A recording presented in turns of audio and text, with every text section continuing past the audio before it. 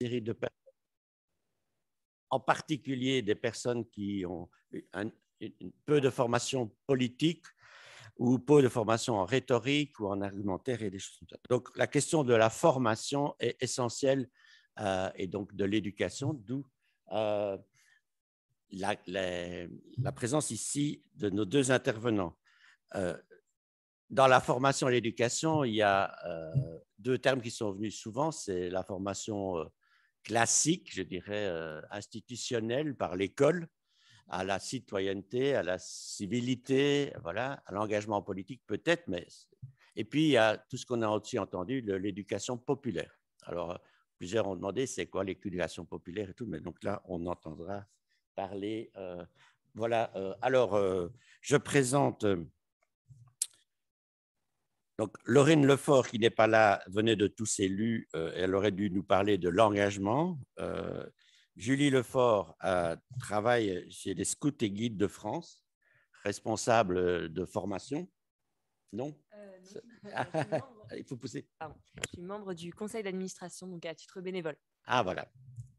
Et donc, Pierre Marcelier, qui est dans la direction de l'enseignement catholique, où là aussi, il y a une mission de formation et d'éducation à la vie citoyenne. Alors, on a 45 minutes pour aborder un thème qui dépasse vraiment de loin les 45 minutes. On pourrait passer une session complète sur l'éducation ou sur la formation populaire. Et donc, je propose à chacun d'abord de se présenter, de donner un peu le message. Comment est-ce qu'il voit cette mission d'éducation, de formation en fonction du thème de la politique? Alors, honneur aux dames. Alors, voilà, il faut bien parler dans le micro. Dans l'axe, s'il vous plaît. Dans l'axe. Très bien, je vais faire de mon mieux. Okay, merci. Alors, en quoi est-ce que le scoutisme est un lieu d'éducation aux politiques ? En réfléchissant à cette question, je me suis dit qu'il éduquait aux politiques sous trois aspects. Tout d'abord, en donnant le goût de l'engagement dans la cité, ensuite en éduquant à la prise de responsabilité et enfin en initiant à l'exercice démocratique. Alors, le scoutisme donne le goût de l'engagement, vous ne serez pas trop surpris, mais c'est bon de le redire que le but du scoutisme, c'est de faire des citoyens actifs, utiles, heureux et artisans de paix. Donc vraiment, l'idée que le scout ne reste pas assis, il est acteur, il se met au service, il recherche le bien commun. Voilà. Donc, s'engager aussi dans la cité. C'est vrai que quand on parle de scoutisme, on pense vie dans la nature. C'est l'un des piliers de la méthode scout, mais c'est une vie dans la nature qui n'est pas coupée du monde. C'est au contraire, on se laisse interpeller par les questionnements du monde et les jeunes vivent de plus en plus de projets qui sont au cœur de la société. Donc, pour vous donner quelques exemples, voilà, se former au premier secours pour être en capacité d'intervenir, faire des actions de solidarité, comme à l'occasion du Covid, il y a eu des maraudes auprès des sans-abri. Sur la question de la protection de l'environnement, il y a des jeunes qui participent en lien avec les pompiers de Marseille à la surveillance des feux de forêt. Sur la question du handicap, pour vous donner encore un autre exemple, il y a eu des projets avec des jeunes qui circulaient en fauteuil roulant dans la ville pour sensibiliser à la question de l'accessibilité des lieux publics. Donc voilà, informer sur la nécessité de cette accessibilité et eux-mêmes comprendre la nécessité d'une ville accessible à tous et à toutes. Donc par tous ces projets vécus, en fait, les jeunes, ils font, d'une part, ils s'intéressent au monde qui les entoure. Ils font l'expérience qu'eux-mêmes, ils sont capables de participer à la transformation du monde et ils construisent des convictions. Et donc, ça forge un peu le goût de l'engagement. Peut-être une spécificité scout, un ajout par rapport à d'autres propositions, c'est qu'en plus, chez les scouts, on prononce une promesse. Donc, à chaque âge, le jeune, il est invité à s'engager, à prendre la parole devant les autres, à s'engager à respecter la loi scout, mais aussi à orienter sa vie selon un certain nombre de valeurs. Et ça, je crois que c'est une expérience qui est assez structurante en vue d'un engagement plus tard dans le monde, au-delà de la sphère scout. Alors voilà, donner le goût de l'engagement, donner le goût des responsabilités aussi. En fait, ça commence dès le plus jeune âge. Quand une équipe, elle prépare sa randonnée en autonomie, ben, on commence par se répartir les tâches. Donc, il y en a un qui porte la carte, un qui s'occupe du budget, le troisième qui tient la pharmacie. Voilà. Et donc, on apprend que on se répartit, on participe chacun à la vie de l'équipe, on peut compter sur chacun, on s'organise collectivement. À travers cette prise de responsabilité, il y a aussi l'acquisition de nouvelles compétences. Donc voilà, vraiment le dépassement de soi. Je crois que c'est aussi dans l'ADN du scoutisme. Et donc, on apprend à oser, à risquer. Je crois que ça aussi, c'est intéressant en vue d'un engagement dans la cité, d'aller en dehors des chemins connus. Et puis la troisième chose, c'est l'initiation à l'exercice démocratique. Les jeunes, en fait, dans leur aventure scout, ils sont impliqués dans la prise de décision tout au long des projets. Donc, d'une part, ils choisissent en unité quel projet ils vont mener cette année. Ensuite, au moment du camp, on installe la vie, on installe les lieux de vie collective, et puis on décide ensemble des règles de vie qu'on se donne. Donc, ça prend la forme d'une charte qu'on vote. Donc, là aussi, il y a participation à définir le cadre commun. Et enfin, il y a le jeu des conseils. Alors, qu'est-ce que c'est le jeu des conseils? C'est l'articulation du conseil d'équipe et du conseil de camp. Donc, chaque jour, une équipe, elle tient son conseil d'équipe. Donc, les jeunes prennent chacun la parole, ils discutent du ressenti de la journée, de ce qu'ils ont vécu, est-ce qu'ils sont d'accord, est-ce qu'ils ont des nouvelles propositions. Et puis, un délégué est envoyé au conseil de camp. Donc là où c'est déjà intéressant ce conseil d'équipe, c'est que on apprend à dire je, à prendre la parole devant les autres, on apprend que sa parole a de la valeur, que sa voix compte, et on apprend aussi à respecter la parole de l'autre, le point de vue qui peut être éventuellement différent du sien. Et ensuite, il y a cette idée de représentation avec l'envoi d'un délégué au conseil de camp, où les propositions, elles sont enrichies, discutées et éventuellement décidées à l'échelle du camp. Donc, on apprend à décider ensemble. Donc, à travers ces trois choses que j'ai développées, je crois que vraiment le scoutisme, il pose des bases, il sème des graines qui sont intéressantes pour l'engagement politique. Est-ce que ça suffit? Eh bien, oui, on a quelques exemples de gens qui, après un parcours dans le scoutisme, sont engagés politiquement. Donc, on l'a vu en particulier au moment de la campagne des municipales, avec un certain nombre de gens qui, du coup, ont des responsabilités d'élus locaux après avoir donc été scouts. Est-ce que c'est suffisant? Alors là, je vous partage un point de vue qui est plus personnel. Moi, je crois qu'on pourrait aller plus loin. Je pense vraiment qu'il y a une bonne base qui est posée. Après, je crois que on pourrait aller plus loin, on a peut-être la responsabilité d'aller plus loin, parce que aujourd'hui, notre monde, il fait face à une crise sans précédent. Alors, plusieurs, mais moi, je pense en particulier au dérèglement climatique qui nous oblige à repenser toute notre société depuis ses fondements. Et je crois que du coup, il faut qu'on se pose la question, nous, les mouvements scouts, c'est de notre capacité à faire émerger des leaders qui vont être capables d'impulser ces changements. Et donc, puisque ce qu'on observe après un parcours chez les scouts, c'est qu'effectivement, on éduque à l'engagement.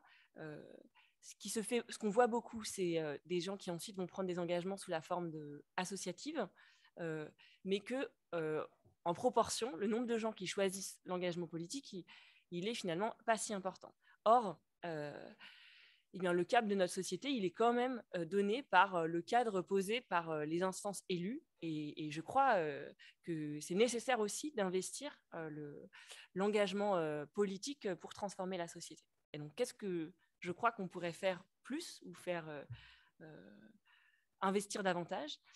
Alors, peut-être qu'il y a travailler sur notre culture, davantage avoir une culture du débat, puisque chez les Scouts et Guides de France, on est un mouvement où il y a une diversité d'opinions. Donc, étant conscient de ça, on a, je crois, une forte culture du compromis, de chercher à tomber d'accord, à trouver le consensus. Peut-être que le pendant de ça, c'est qu'on a une certaine peur du conflit, du désaccord qui serait clivant. Et certainement que ça explique pourquoi un certain nombre de jeunes, après être passés par le scoutisme, choisissent l'engagement associatif, choisissent l'engagement pour une cause, puisque il ne vient pas mettre le conflit au centre. Là où, au sein d'un parti politique, il peut y avoir des affrontements qui sont parfois perçus comme violents. Donc, peut-être il faut qu'on réapprivoise cette idée du débat d'idées, éventuellement du désaccord, et qu'on on travaille là-dessus, peut-être en particulier avec les jeunes adultes dans le mouvement, pour avoir davantage l'habitude de débattre, de prendre une position et éventuellement de la défendre ou d'accepter qu'on n'est pas toujours, on ne trouve pas toujours le consensus. L'autre aspect sur lequel on pourrait travailler, à mon sens, c'est sur la promotion de l'engagement politique. Je crois qu'on peut faire différentes choses. D'une part, proposer des figures inspirantes, donc inviter des personnalités politiques à témoigner de leur engagement au sein de notre mouvement, donc à travers l'invitation à des rassemblements, par exemple. D'autre part, tisser du lien entre les personnes qui sont déjà engagées politiquement et des personnes qui ne le sont pas encore, puisque je crois que l'engagement politique, il souffre quand même d'une image négative dans notre société. Les partis n'ont pas bonne presse, il y a une défiance vis-à-vis du personnel politique. Et donc, connaître une personne de confiance qui est de l'autre côté, qui a déjà franchi le pas, je crois que ça, c'est vraiment aidant pour à son tour, passer le cap de toquer à la porte d'un local, de participer à une première réunion. Donc voilà, peut-être réfléchir à la façon dont on pourrait tisser du lien entre des personnes qui se posent la question de cet engagement et d'autres qui le vivent déjà. Et puis, valoriser au sein de notre mouvement cet engagement, se dire, voilà, c'est dans le spectre des possibles, peut-être aussi accompagner, mais là, on va en parler tout à l'heure, voilà, comment donner la juste place à cet engagement politique aux côtés d'un engagement d'éducateur chez les scouts. Et puis, alors, je pensais que Laurine en parlerait, mais sur l'accompagnement de l'engagement, donc il y a cette initiative Tous élus qui nous semblait aussi intéressante. Donc, c'est un programme de formation qui s'adresse à des jeunes qui sont intéressés par l'engagement politique et qui vise à les former. Donc, alors, j'en parle en particulier parce que les Scouts et Guides de France ont fait partie du collectif qui a amené à la création de Tous élus. Donc, ça me semble quelque chose qui, à la fois, a beaucoup de sens et mérite d'être davantage connu. Donc, à travers ce parcours de formation, il était abordé en fait des points très concrets de qu'est-ce que ça veut dire être engagé politiquement, qu'est-ce que ça veut dire faire campagne, donc réfléchir à la communication, comment on prépare un programme, comment on établit un budget de campagne. Voilà, c'est ces petits pas qui ne relèvent pas de l'engagement bénévole dans une association, mais qui sont vraiment propres à l'engagement politique et qui ne sont pas si évidents que ça à franchir. Et donc, le programme Tous élus visait à... voilà, on se met ensemble, on en parle, on acquiert des compétences pour ensuite être sur le terrain et chacun passer à l'action. Donc, voilà, je referme la parenthèse Tous élus. Et donc, peut-être pour conclure ce premier point, voilà, chez les scouts, je crois qu'on fait de l'éducation aux politiques sans s'en rendre compte, à travers les éléments essentiels de la méthode scout. Et puis, peut-être qu'on est cela vaudrait le coup qu'on aille plus loin parce que la situation de notre monde aujourd'hui l'exige. Et ça, c'est peut-être plus personnel comme point de vue à débattre éventuellement. Merci Julie. Avant de passer la parole à Pierre Marcelier, une petite question de clarification, je poserai aussi. Dans certains mouvements de jeunes, il y a la participation des jeunes au CA, à l'exécutif, au scout. Quel est le taux de participation je pense par exemple à la JOC ou à d'autres mouvements ou au MRJC Alors quand vous dites jeune, vous dites en dessous de 18 ans? Je ne sais pas, ça c'est la bonne question. Parlez plus fort, oui.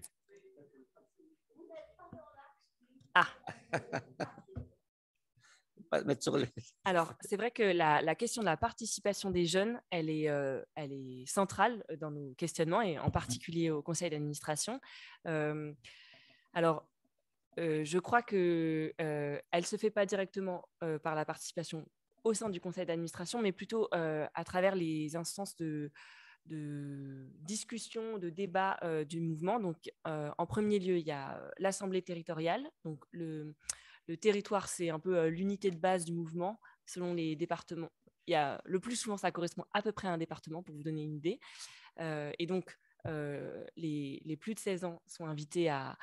Même d'ailleurs, pas que les plus de 16 ans, hein. Il y a aussi des conseils de jeunes qui sont organisés à côté de ces assemblées territoriales, de façon à ce que les jeunes soient toujours associés aux réflexions qui nous animent. Peut-être en particulier cette année, on le fait puisqu'on est en phase de construction de notre plan d'orientation, qui va nous engager pour les 6 années à venir. Donc, les conseils de jeunes, la participation des plus de 16 ans à la fois aux assemblées territoriales et à l'Assemblée générale. Donc, en fait, à l'Assemblée générale, il y a aussi donc, les délégués des représentants associatifs de chacun des territoires et parmi eux, les plus de 16 ans qui sont invités à participer. Donc, c'est collecter la parole des jeunes. C'est vraiment un souci constant dans notre association. Merci. Alors, je passe. Alors, il faut parler bien en face. Dans l'axe. Enlever Est-ce que je suis dans l'axe? Même question de se présenter, puis de voir un peu comment est-ce qu'on envisage l'éducation aux politiques dans l'enseignement catholique. Alors, bonjour à toutes et à tous. Merci de votre invitation. Donc, Pierre Marsollier, plusieurs casquettes pour m'adresser à vous.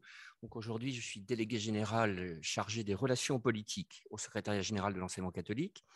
Mais l'essentiel de ma vie professionnelle a été consacré à des métiers de cabinet, directeur de cabinet, directeur de la communication politique dans un certain nombre de territoires.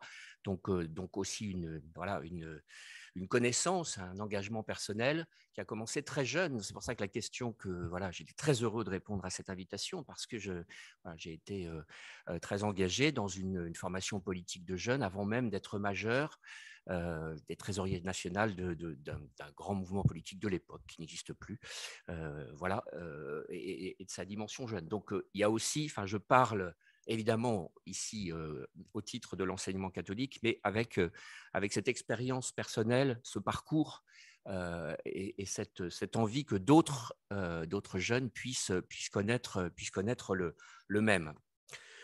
D'une certaine manière, on voit bien, on essaye, on en discutait avec Julie, on essaye de ne pas avoir un regard trop dans la déploration, mais néanmoins, il y a bien quand même, nous semble-t-il, une question de réhabilitation du politique auprès des jeunes. Et donc, entre réhabilitation et éducation, il n'y a qu'un pas. C'est-à-dire qu'il y a nécessairement pour nous un sujet autour de l'éducation aux politiques. Quelques éléments, parce qu'on a peu de temps, des éléments de réflexion que je vous livre. J'ai vu que régulièrement dans le propos précédent, le mot de goût ressortait. Je pense que en tout cas, c'est celui qui pour moi est peut-être le plus important. Et je définirais volontiers la politique autour de deux termes, deux goûts. Le goût de l'avenir, avec Jean-Claude Guilbeault, et puis le goût des autres avec Agnès Jaoui. Comme ça, on fera un mélange avec des auteurs et des sources différentes. Mais nécessairement, le politique, il est autour de ces deux questions, du goût de l'avenir et du goût des autres. Ce qui fait que, du point de vue de l'école catholique, ça rejoint, j'allais dire, nos deux leviers. C'est presque des mantras pour nous. Du côté du goût de l'avenir, la question du projet éducatif, et du côté du goût des autres, la question de la communauté éducative.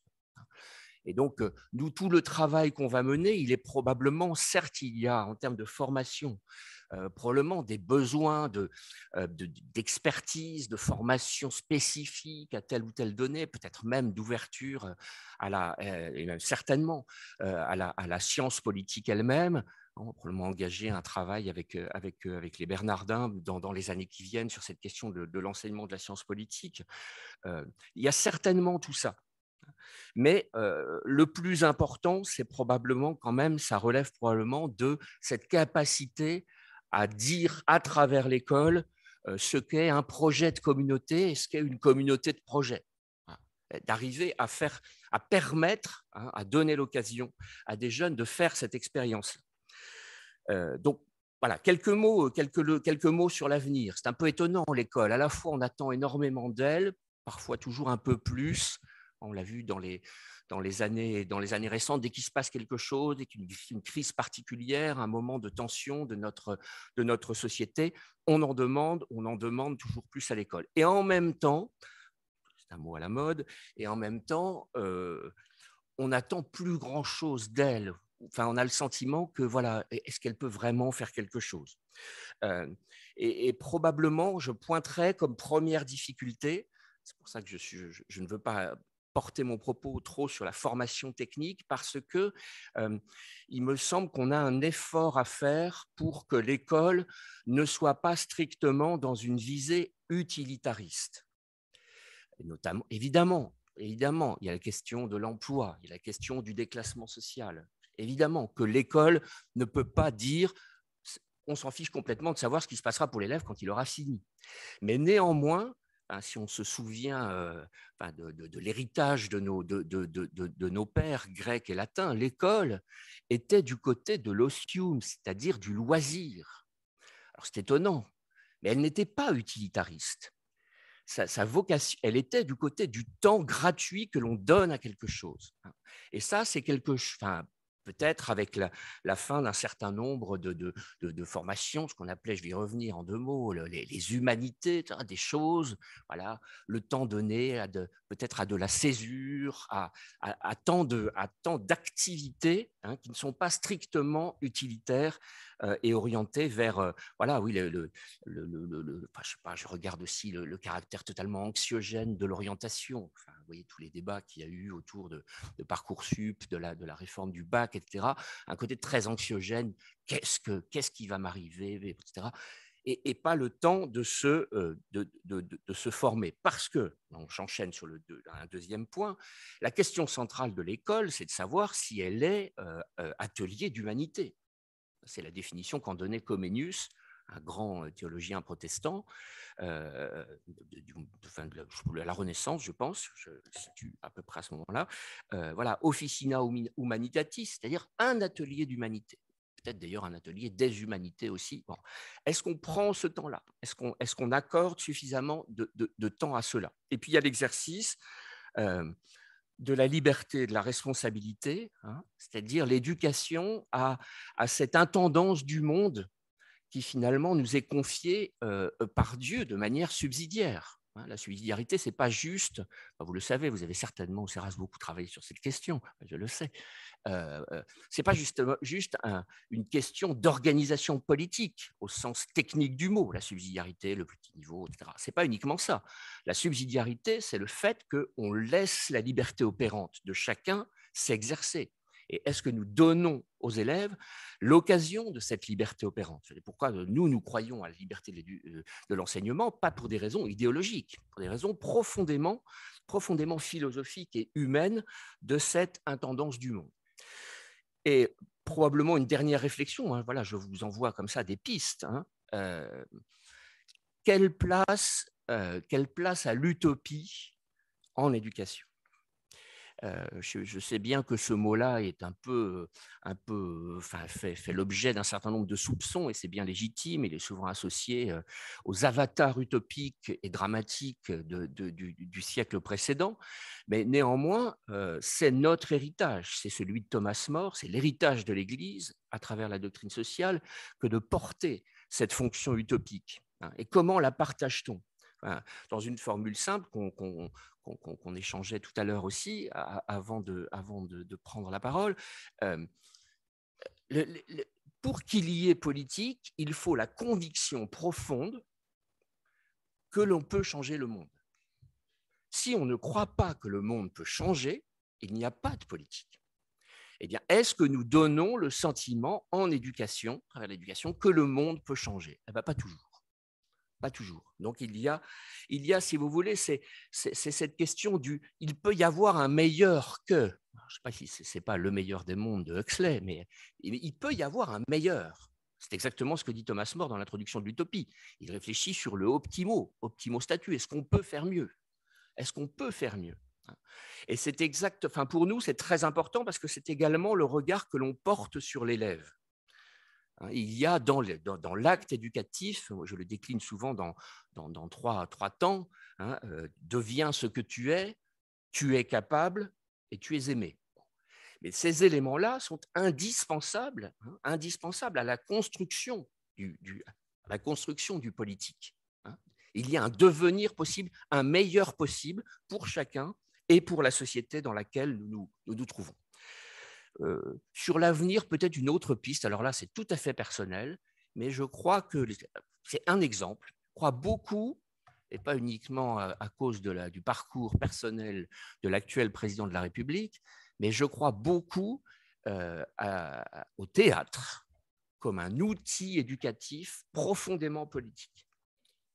Et qu'il y a à travers l'exercice du théâtre, non pas parce que la politique serait une comédie, mais il y a à voir avec le théâtre du monde, le spectacle du monde, la comédie humaine, il y a certainement un apprentissage possible de l'avenir. Ça, c'est pour le goût de l'avenir. Pour le goût des autres, donc on est du côté de la communauté éducative, des pistes qui sont plus habituelles, mais qui méritent néanmoins d'être partagées et dont nous nous soucions en éducation. La première, c'est évidemment la question de l'école de la parole. Et ça a été très bien évoqué. Voilà, enfin, il y a cette idée, enfin, il y a quand même autour de l'idée que la politique, c'est du blablabla, que c'est tous des menteurs.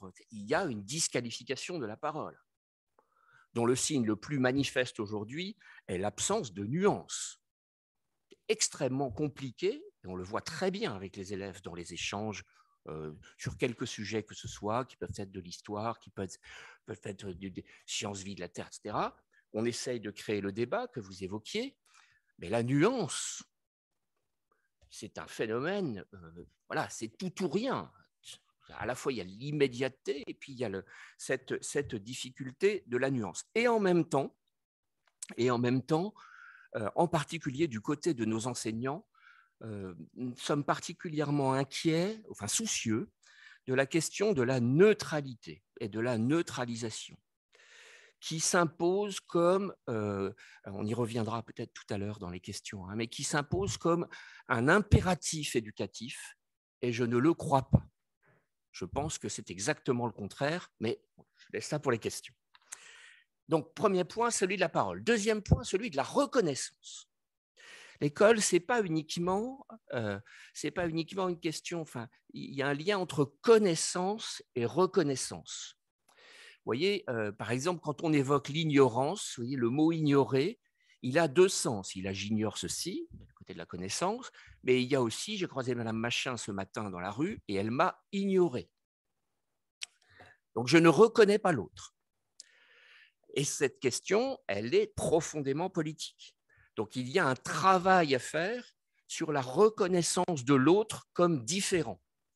Et dans l'éducation française, je ne sais pas très bien de quand il faut dater ça, si il faut remonter jusqu'à qui a eu cette idée folle avec Charlemagne, ou si ça se joue au moment des Lumières ou au moment des grands penseurs de l'éducation française au début de la Troisième République. Tout ça est certainement vrai. Il y a une sorte d'obsession égalitaire qui confine à l'égalitarisme, et dans l'égalitarisme, il n'y a pas la reconnaissance de l'autre. Il y a cette idée dans l'école française que pour qu'elle soit égalitaire, il faut faire la même chose pour tout le monde. Et donc la difficulté à produire de la diversité. Et c'est très compliqué d'imaginer une éducation politique s'il n'y a pas de prise en compte de la diversité, de la différence, de la solidarité aussi. Alors là, je suis dans la solidarité au sens du corps chez saint Paul dans la première lettre aux Corinthiens au chapitre 12, c'est-à-dire du fait que nous tenons les uns les autres, nous sommes articulés les uns aux autres, et que quand un membre souffre, c'est tout le corps qui souffre, etc. Donc cette question à la fois de la diversité des membres et de leur solidarité. Dans la connaissance et la reconnaissance, il y a aussi, vous l'avez très bien souligné, il y a la question de la confiance. Quand je reconnais l'autre, je lui accorde une part, enfin, ça doit aller jusqu'à lui accorder une part de la confiance. Or, aujourd'hui, globalement, le climat de la société politique est celui de la défiance. Donc, comment être une école de la confiance sans citer le titre de la loi, enfin, sans me référer au titre de la loi que Jean-Michel Blanquer a porté au début de ce mandat. École aussi du dialogue. Finalement, c'est la rencontre des deux. La parole, la reconnaissance de l'autre, et donc, ça conduit au dialogue. C'est cette belle formule de Paul VI dans Ecclesiam Suam, l'Église se fait conversation, il faut aussi que l'école se fasse conversation. Et elle l'est assez peu. Elle est assez peu. Vous avez évoqué la question du débat avec le souci là, du désaccord. Je trouvais ça très intéressant. Il me semble qu'il y a peut-être on a pris l'habitude, et l'Église en souffre un peu de ça. Et donc l'école catholique aussi, forcément, puisqu'elle est dans l'Église, cette idée que dialoguer, c'est se mettre d'accord sur ce sur quoi on est d'accord. Ayons quelque chose de plus ambitieux. Dialoguer, c'est peut-être commencer par se mettre d'accord sur ce sur quoi on n'est pas d'accord. Et ça, on n'a pas cette culture-là. On n'a pas cette culture-là. C'est très vrai, par exemple, du dialogue interreligieux, qui évidemment nous intéresse, puisque l'école catholique, vous le savez, ce n'est pas une école des catholiques, l'école où il y a toute la diversité religieuse. Donc il y a aussi ce chemin du dialogue interreligieux, eh bien, il se construit à partir de la capacité de dire sur ça, on n'est pas d'accord. On ne voit pas les choses de la même manière. Et alors ? Et bien voilà. Et puis le quatrième point, ce serait, du côté de la communauté, peut-être la conviction ultime que vous évoquiez à travers les conseils d'administration, enfin la question que vous renvoyez, Marcel, c'est-à-dire faire l'expérience. Finalement, l'école, elle est le premier. Alors il y a la question de la famille, mais si on enlève si on considère que la famille est vraiment une petite société, mais juste après la famille, la première communauté humaine dont chacun fait l'expérience, c'est l'école. Et donc, il faut s'attacher à cette question de quelle est l'expérience que j'en fais,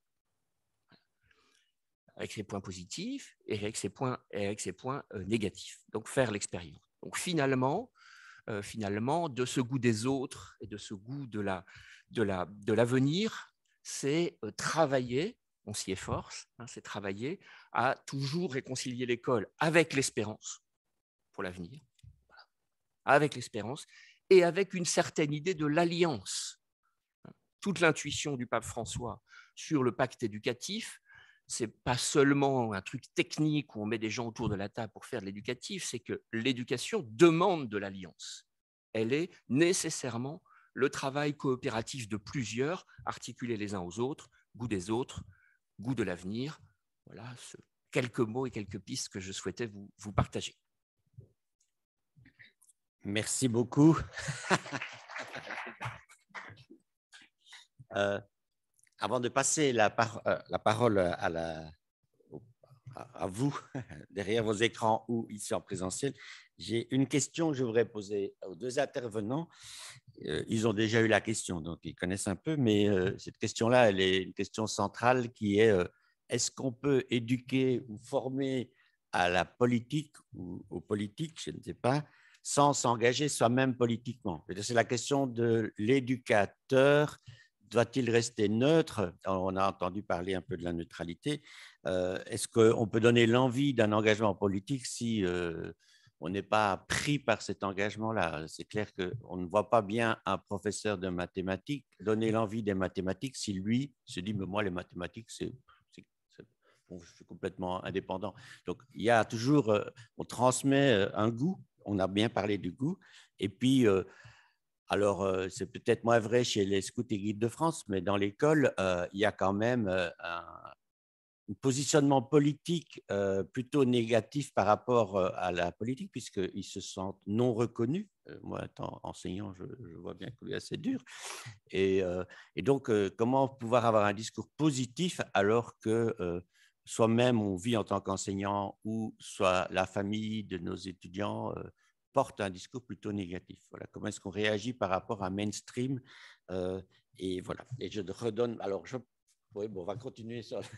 Parlez bien dans l'axe. Alors, plusieurs choses. Peut-être d'abord sur la question de la neutralité de l'éducateur et donc de la liberté du jeune. Moi, je vois quand même 3 garde-fous. La première chose, c'est que, donc juste pour... je suis tout à fait d'accord avec ce qui a été dit précédemment. Je crois que la neutralité absolue, ça n'existe pas. Forcément, on influence le jeune, mais c'est toute relation sociale est source d'influence. Donc, il va y avoir influence. La question, c'est comment. Alors, premier garde-fou, en fait, un jeune qui grandit dans le scoutisme, il va avoir plusieurs chefs et cheftaines au cours de son parcours. Donc, il y a déjà une diversité d'éducateurs auxquels il va être confronté. Donc, diversité d'engagement, diversité de sensibilité. La deuxième chose, c'est effectivement la responsabilité de l'adulte qui est en situation d'éducateur, de donner la juste place à son engagement, voilà, son engagement politique s'il en a un. Il a la place de témoignage personnel. Il peut influencer, mais pas dicter la route à suivre. Il peut ouvrir un possible, mais pas enfermer dans une idéologie. Donc voilà, il y a vraiment un enjeu de garder la liberté, d'ouvrir. Et enfin, peut-être le dernier garde-fou, c'est qu'en tant qu'éducateur, c'est aussi sa responsabilité de créer des espaces pour se forger un esprit critique. Donc voilà, ça aussi, ça me semble un pilier de la liberté, liberté de conscience, puisque c'est ça tout l'enjeu. Deuxième question qui était sur comment est-ce qu'on peut éduquer à l'engagement politique sans être soi-même engagé. Je crois que évidemment, si on est soi-même engagé, ça a une puissance sans égale. C'est tout le sens de la figure du chef, de cet autre un peu plus grand que soi, qui nous inspire, qui trace un chemin possible. Néanmoins, est-ce que c'est un prérequis absolu? Eh bien, je ne suis pas sûre. Je pense qu'à travers la méthode scout, telle que je le disais tout à l'heure, il y a des graines qui sont susceptibles de germer et de différentes façons. Et l'engagement politique, c'est l'une d'elles. Et pour vous donner un exemple, au printemps 2019, il y a eu un certain nombre de marches pour le climat qui ont eu lieu. Et on a vu des jeunes sortir avec leur chemise et participer à ces marches pour le climat, alors même que c'était assez spontané. Et ça, pour moi, c'est quelque chose qui n'avait pas lieu avant. Donc, il n'y a pas eu leur chef qui a marché avant eux pour leur tracer la voie. Mais ça a fait sens pour ces jeunes.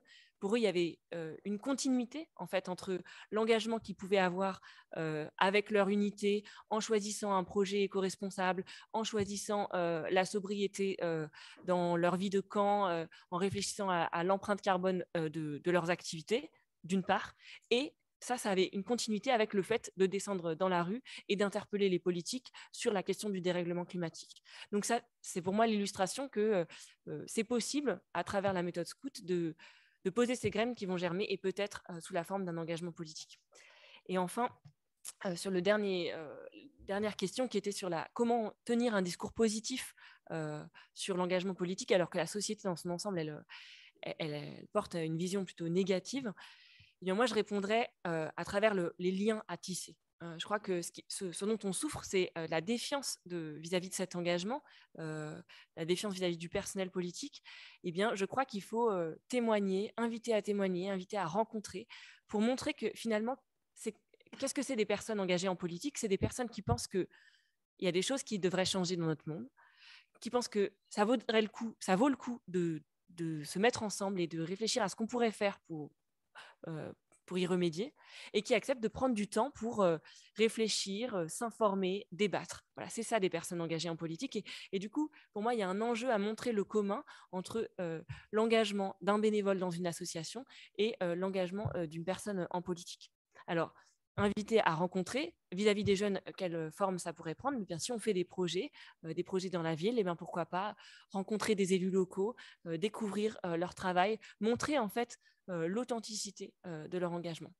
Donc finalement, à la question comment avoir un discours positif, je vous propose de passer à l'action. Et finalement, ça tombe bien parce que éduquer par l'action, c'est aussi un des piliers de la méthode scout. C'était la page publicitaire. Ouais, je reviens donc sur cette question de la neutralité qui nous semble centrale en ce moment, sur laquelle d'ailleurs l'enseignement catholique s'est penché un peu à nouveau frais dans les dernières années, notamment eu égard à tout le travail, toutes les pressions d'ailleurs, hein, il faut l'appeler comme ça, autour des questions de la laïcité, hein, qui nous ont amenés à travailler là-dessus. Il y a un parallèle, hein, entre la question de l'éducation à la culture religieuse ou spirituelle et la question de l'éducation aux politiques, hein, sur le sujet de la neutralité. Et nous avons vraiment, pour le coup, une position un peu stricte, hein, sur le fait que la neutralité en éducation est probablement une impasse, et même ce que je pense au fond de moi commence à être plus vulgaire, et je ne peux pas le dire ici, mais ça commence par un C, c'est vraiment une grosse bêtise. Si vous mobilisez en quelques instants, là, faites remonter à votre mémoire le souvenir de l'enseignant qui vous a le plus marqué.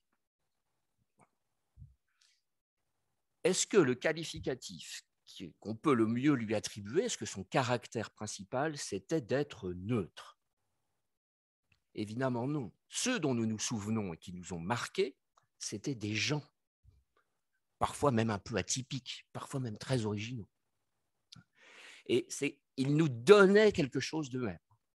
Et donc, dans l'acte éducatif, la neutralité, la neutralisation, elle conduit à une forme de dépersonnalisation, de disqualification de la parole, de désincarnation.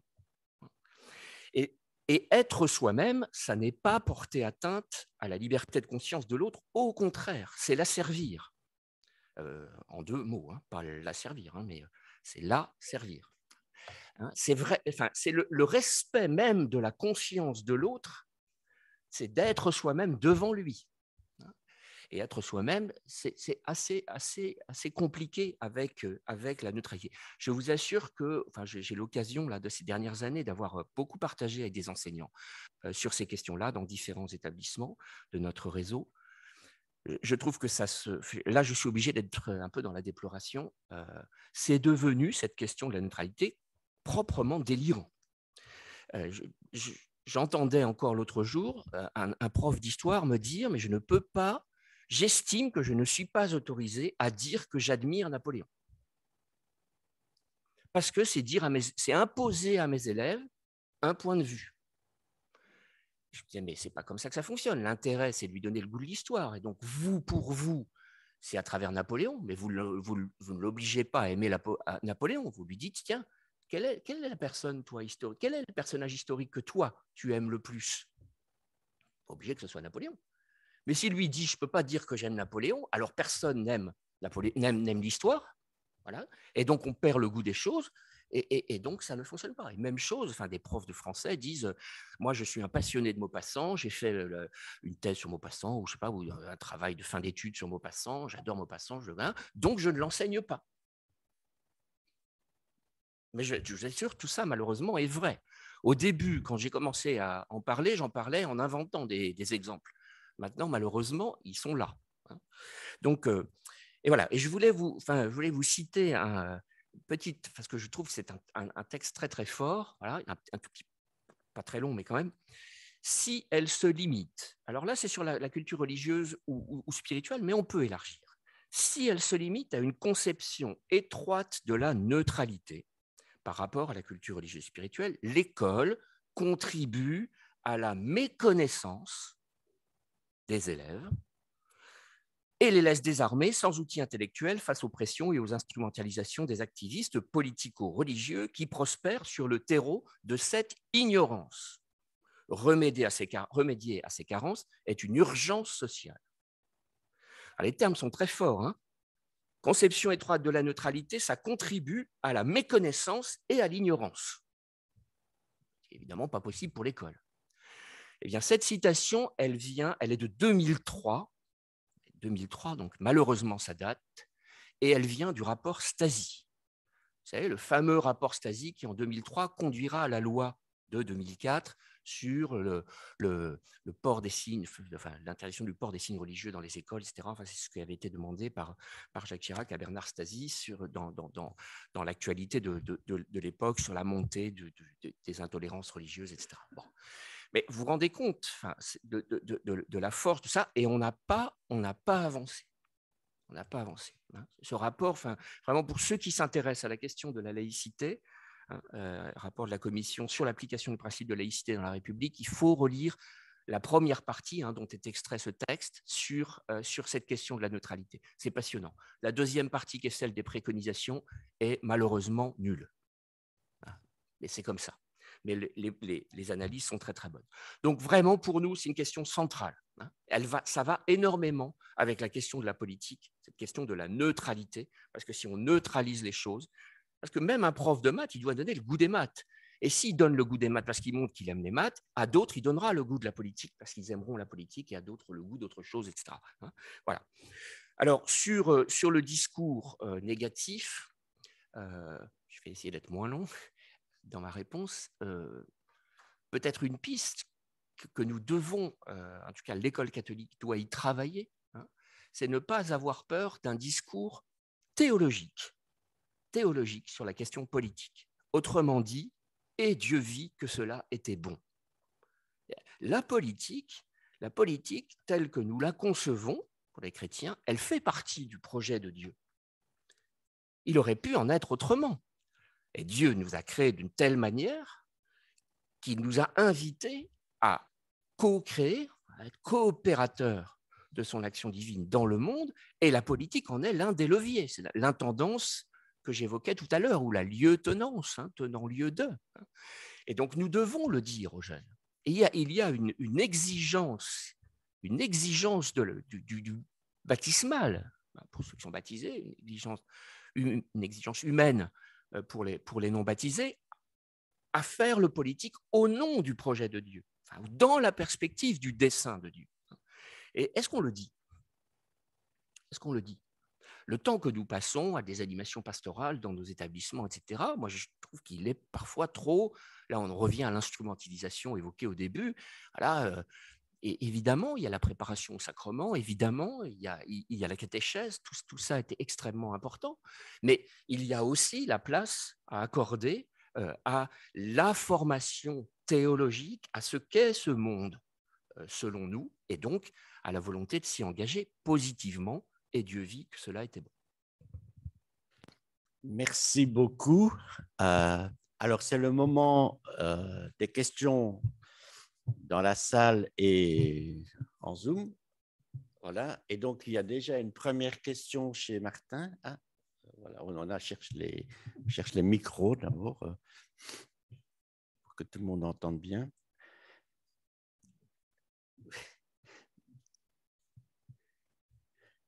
Voilà. Martin, peut-être, oui. Ça, on aura. OK.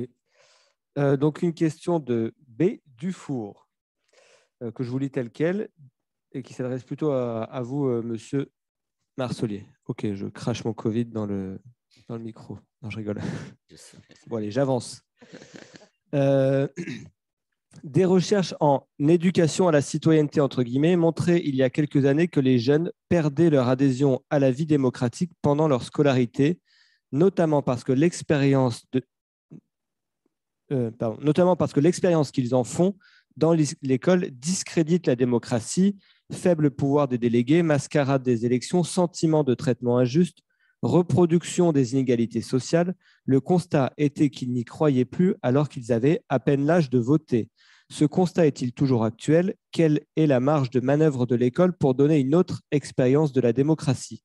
Et comment envisagez-vous la collaboration entre les associations d'éducation populaire et l'école dans cette démarche? Merci. Alors, on va prendre plusieurs questions. Donc, Clémence. Oui, bonjour. Oui, je sais pas si… Je vais parler fort, oui.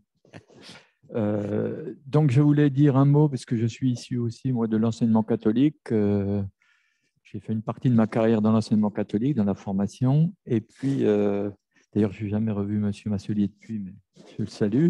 Je voulais juste revenir par rapport aux enseignants sur la question de la passion. On dit, enfin, moi, j'ai toujours apprécié les gens qui sont passionnés par leur discipline, passionnés aussi par les jeunes et leur éducation, passionnés aussi par le projet qui est vécu. Et c'est vrai que j'ai vécu dans les années 95-2000 les assises, qui ont donné un souffle incroyable à l'enseignement catholique, et à tous les niveaux. Et je trouve que cet aspect passion, alors je ne sais pas si ça a évolué depuis, mais dans la sélection des jeunes, des gens qui vont devenir enseignants, c'est quelque chose qu'on ne prend pas forcément vraiment en compte. On prend des gens compétents, mais des gens passionnés, alors, je ne sais pas si on peut, mais enfin, c'est intéressant dans des équipes d'avoir aussi des gens passionnés. Voilà. Merci. Alors, j'ai deux questions liées aux dernières réflexions que vous avez faites sur la neutralité. À titre personnel, j'ai été aumônier au collège Stanislas de 1963 à 1976. Alors récemment, j'ai entendu dire qu'on voulait supprimer l'appellation ministère de l'Éducation nationale et de revenir à ministère de l'Instruction publique. Et la deuxième question, c'est les maîtres et les éducateurs dans le scoutisme représenté par Julie et dans l'enseignement catholique représenté par Pierre doivent nécessairement exprimer des valeurs évangéliques dans leur action. Donc, il est impossible, même si on ne fait pas de prosélytisme, d'être neutre. Une dernière question, peut-être. Oui, mais il faut pouvoir ne pas perdre les questions. Vous avez souligné l'importance de la diversité et du dialogue. Il me semble quand même qu'il y a un problème structurel assez profond dans l'enseignement catholique, dans l'enseignement public aussi, d'une certaine manière, mais c'est l'absence de mixité sociale dans une part des établissements, et notamment les gros établissements de centre-ville. Et pour moi, c'est un problème majeur, très profond et structurel. Et voilà, de faire l'expérience aux jeunes de la diversité sociale de notre pays, d'une part, et d'autre part, le fait de faire des ghettos, un peu de cette manière-là, des jeunes qui vont passer 10 ans sans très, très peu d'expérience de diversité. On a eu une conférence il y a 2 jours sur le vote extrême droite et des catholiques. Ça me pose un peu question. Et il me semble qu'il y a un chantier majeur de ce côté-là. Merci. Je donne la parole donc, pour répondre. Alors, vous n'êtes pas obligé de répondre à toutes les questions tous les deux. Ça. Voilà. Alors, j'y vais. Peut-être je commence par la fin, sur la question de la mixité sociale et scolaire.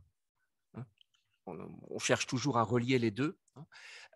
Alors, probablement, c'est un sujet majeur pour nous, absolument essentiel.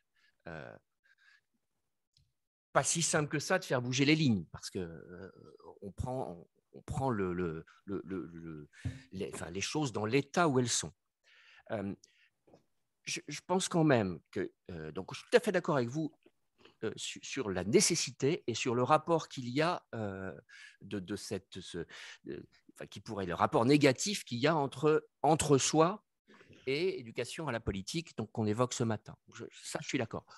Le constat est probablement mérite là aussi d'être largement nuancé. Attention à ne pas se focaliser sur un certain nombre d'établissements. Vous l'avez dit vous-même en évoquant les centres-villes, mais ce ne sont pas tous les centres-villes et l'enseignement catholique n'est pas uni. Enfin, Paris n'est pas la France, quoi. Donc les réalités sont beaucoup plus contrastées. J'en veux pour preuve qu'aujourd'hui, vous savez, l'enseignement catholique, c'est à peu près 2 millions d'élèves. Donc un petit cinquième de l'éducation en France. Mais il ne faut pas s'arrêter à 5e. Ça, c'est quand on fait une photo à un moment donné. Aujourd'hui, 1 famille sur 2 en France fait appel à l'enseignement catholique au moins une fois pour l'un de ses enfants. 1 famille sur 2. Donc quand on dit ça, déjà, ça nuance, parce qu'avec 1 famille sur 2 qui appelle, on ne peut pas dire qu'on est totalement dans l'entre-soi.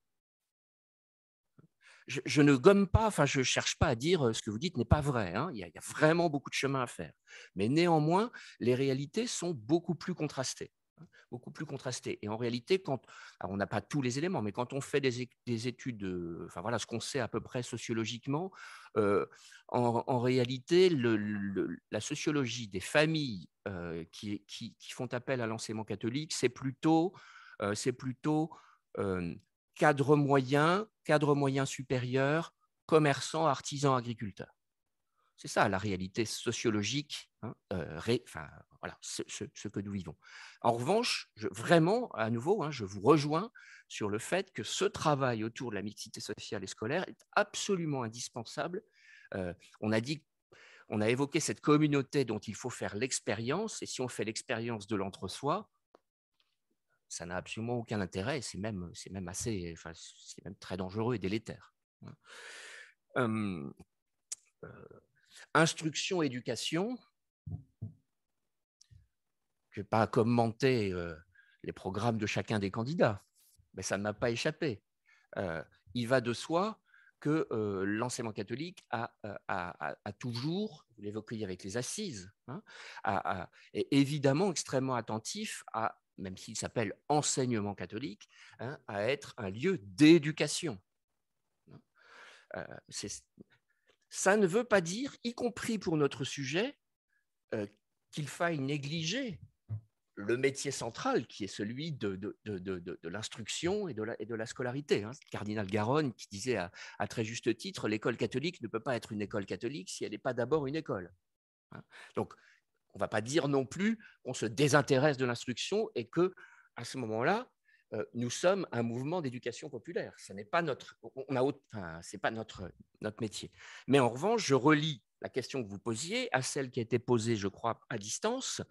Évidemment, il y a, on est aujourd'hui engagé dans un travail prospectif où la question des tiers-lieux éducatifs est devenue plus prégnante que jamais. Hein, et on voit très bien que dans l'offre scolaire que nous avons, il faut qu'il y ait, enfin voilà, je vais passer peut-être pour un ringard, mais nous avons beaucoup perdu avec la disparition des patronages.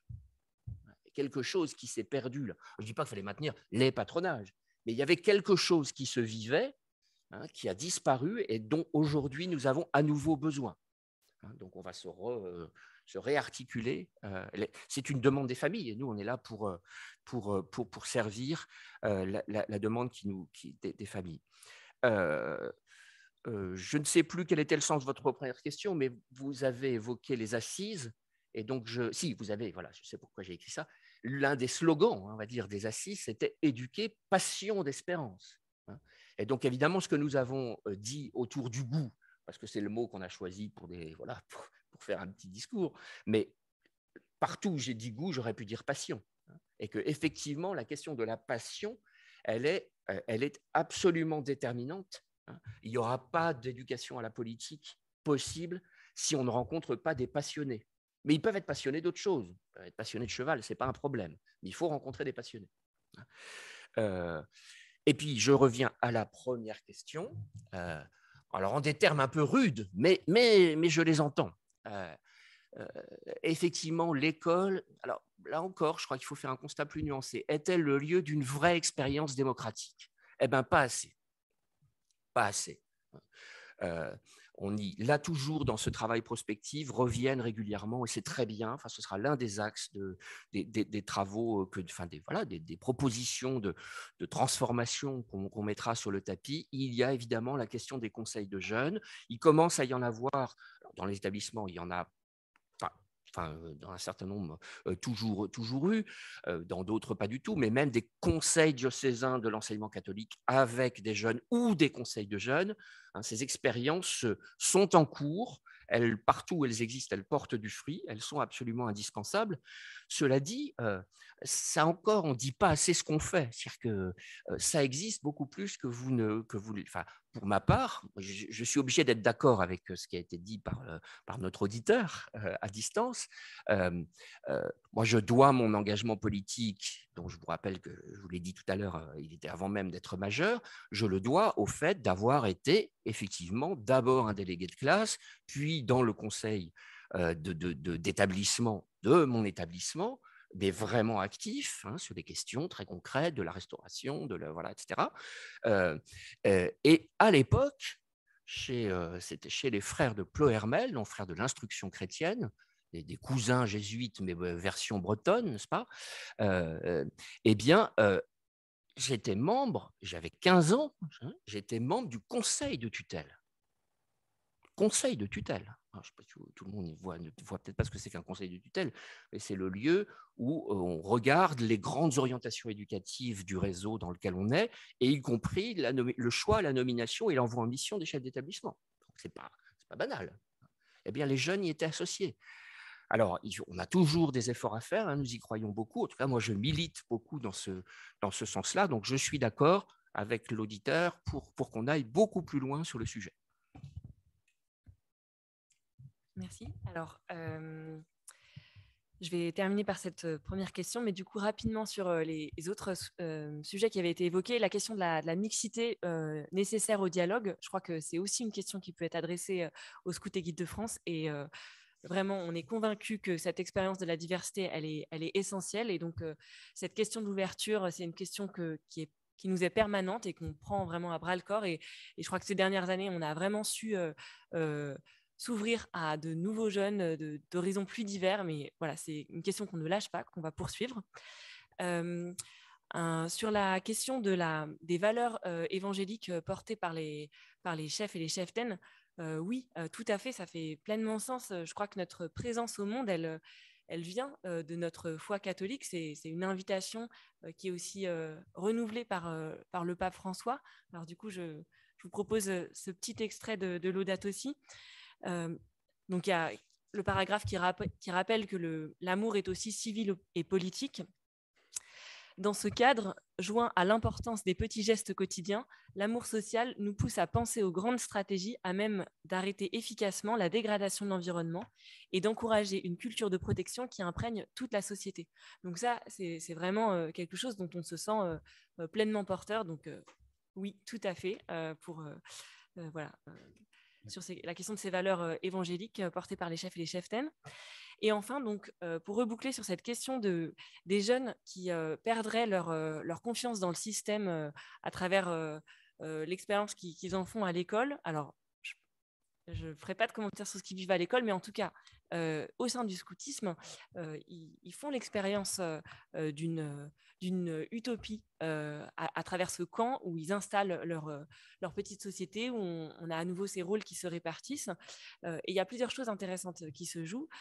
D'une part, la légitimité de tous. C'est-à-dire que dans ce processus démocratique qui a lieu au sein du camp, tout le monde a une voix égale, tout le monde est légitime à prendre la parole au sein du conseil d'équipe, tout le monde à un moment sera envoyé comme représentant au conseil de camp. Et ça me semble une expérience intéressante pour faire l'expérience de l'égalité. On a tous notre place, c'est pas seulement certaines couches de la société qui sont légitimes, mais vraiment chacun peut être appelé, s'il le souhaite, à participer. Donc ça me semble une expérience très intéressante en vue d'une meilleure représentativité de nos personnels politiques vis-à-vis de la société. La deuxième chose, c'est que les responsabilités, elles tournent. C'est-à-dire que cette année, je suis trésorier dans mon équipe, mais peut-être que l'année prochaine, je serai intendant et l'année d'après, je serai en charge des premiers soins. Donc, je ne suis pas assignée à un poste. Je vais prendre diverses responsabilités au cours de mon parcours.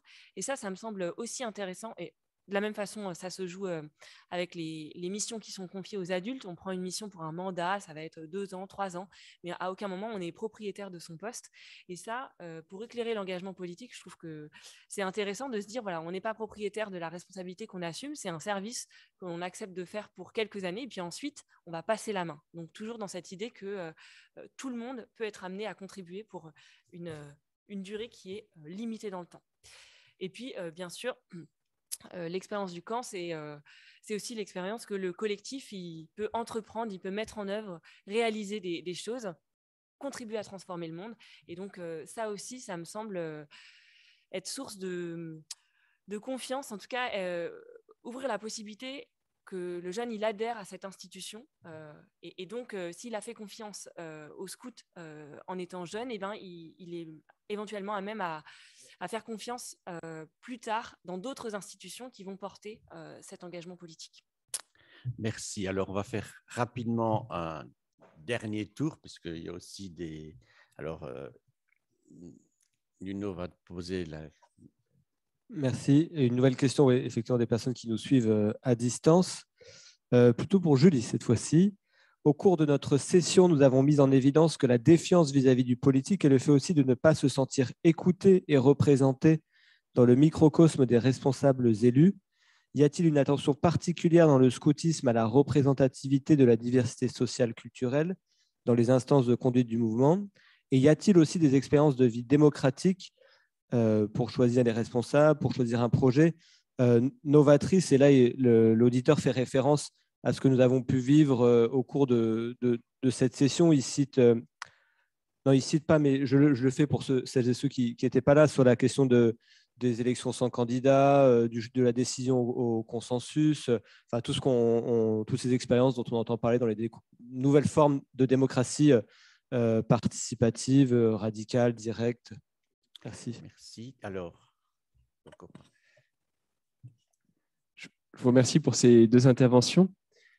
J'aurais une question sur le fait de comment lier l'éducation et le temps long à l'urgence d'aujourd'hui. Et l'exemple du scoutisme peut être marquant, où on apprend aux jeunes l'égalité, à faire démocratie, à expérimenter, à jouer de la politique. Et en même temps,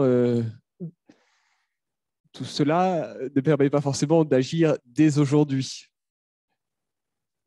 Donc, cette tension. Alors, rapidement, les deux dernières questions, rapidement, parce qu'il y a d'autres...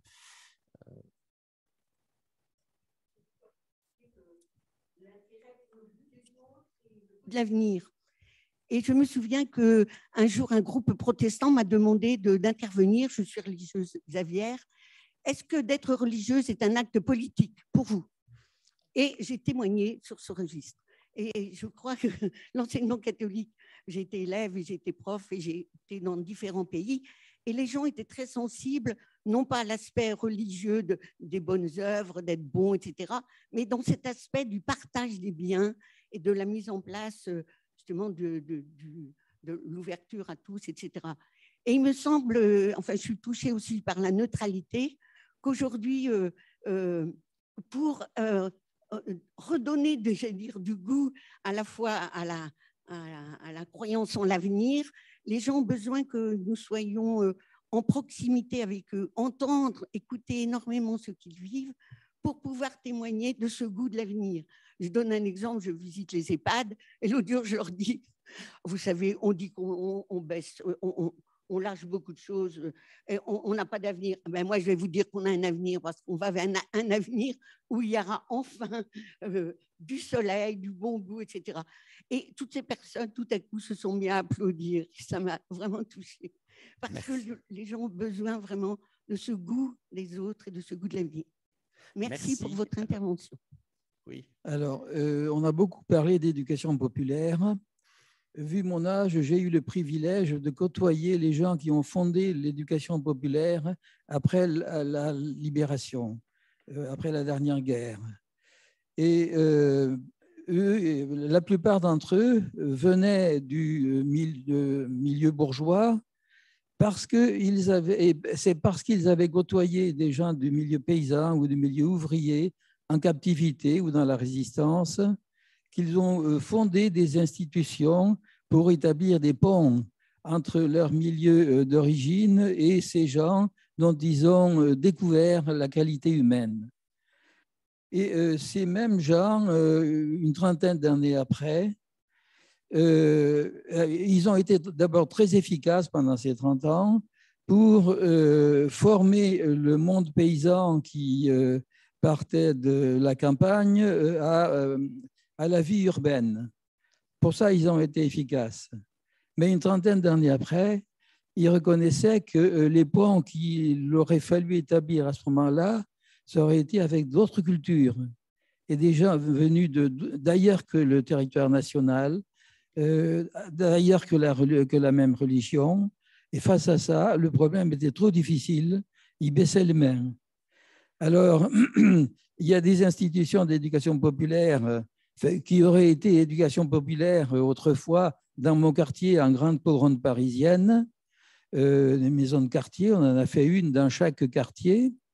Mais si je vais dans celle de mon quartier, il y a des gens qui, d'abord, elle a été municipalisée, ça n'est plus une MJC, et elle s'appelle Centre Social. Et puis, j'arrive comme mon cheveu sur la soupe parce qu'on ne s'occupe que des problèmes d'immigrés. Et dans des quartiers à côté, on a des jeunes qui étaient de bons élèves au lycée, au collège, et qui ont été des assaillants au Bataclan ou ailleurs et qui sont tombés sous les balles de la police.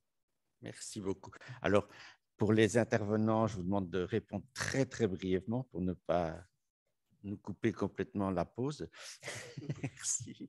Alors, pas de problème pour faire synthétique. Alors, deux questions sur la question de la représentativité. Donc, oui, c'est un effort, c'est un point d'attention, toujours qu'il y ait une diversité dans les responsables nommés au sein de notre mouvement. Et sur la question de l'innovation démocratique, en effet, c'est un intérêt, je dirais, pour ces nouvelles formes. Pour vous donner un exemple, quelque chose qui est en place actuellement, c'est la nomination conjointe, c'est-à-dire que quand un chef de groupe est nommé, il n'est pas juste... le groupe s'exprime aussi pour valider sa nomination. Donc ça, cette idée que voilà, il y a aussi une participation dans l'autre sens, mais on pourrait aussi aller plus loin. Il y a des exemples qui ont été donnés. Il y a un vrai intérêt pour les outils de l'intelligence collective afin d'être toujours dans l'expérimentation de ce côté-là. Sur la question de comment lier le temps long de l'éducation et la nécessité d'agir vite. Alors, il y a pour moi deux choses. D'une part, je crois qu'au Scout, on fait vraiment l'expérience qu'on agit dès maintenant. On cherche à rendre les jeunes acteurs, donc c'est très concret. Quand, par exemple, sur la question du climat, c'est dès aujourd'hui que les jeunes ils choisissent de faire un camp à vélo, de réduire leur consommation de viande pendant le camp, d'avoir un compost. Donc, on agit dès aujourd'hui. On agit sur le camp, mais aussi on a l'ambition d'être ambassadeur, donc dans les familles, pourquoi pas à l'école, voilà, de rayonner ce qu'on vit pour faire advenir le changement dès maintenant. Mais on n'abandonne pas le temps long, puisque je crois que vraiment ces expériences, elles construisent du sens, elles construisent chaque jeune, et que ça peut l'amener ensuite à continuer d'agir dans la suite de sa vie. Donc voilà, pour ne pas oublier que on n'a pas juste vocation à agir aujourd'hui, on agit aussi pour demain. Merci beaucoup. Oui, j'ai pas grand-chose. Enfin, juste constater, effectivement,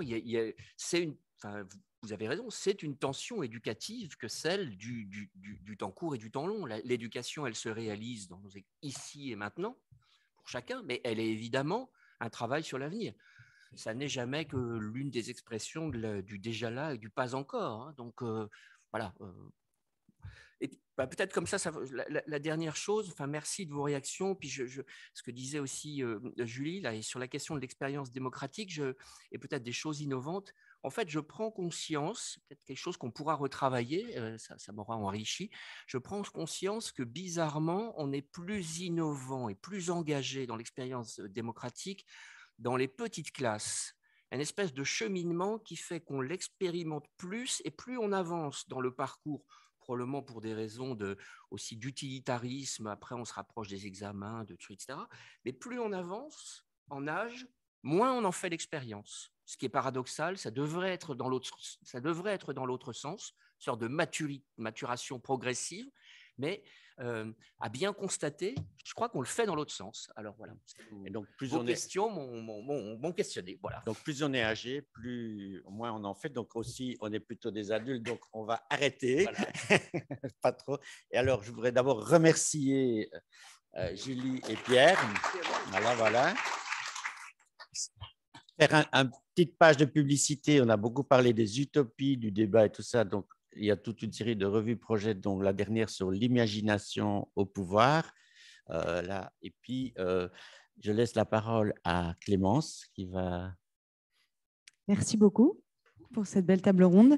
Alors, petite information pratique. Nous allons avoir une pause là. L'idée serait de se retrouver à -10 précise. Donc, on a un petit quart d'heure de pause.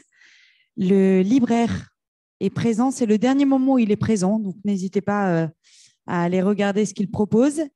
Et notre défi, donc, sera de se retrouver à -10 ici en remplissant bien toutes ces chaises vides et en nous avançant, notamment pour nos amis du fond, qui sont les bienvenus au premier rang. Les derniers seront les premiers. On le savait déjà, mais on va le mettre en application. Et voilà. Et donc, nous accueillons une deuxième table ronde tout à l'heure qui va être de grande qualité avec Dominique Potier et Léonore Monconduit qui nous font la joie de leur présence. À tout de suite.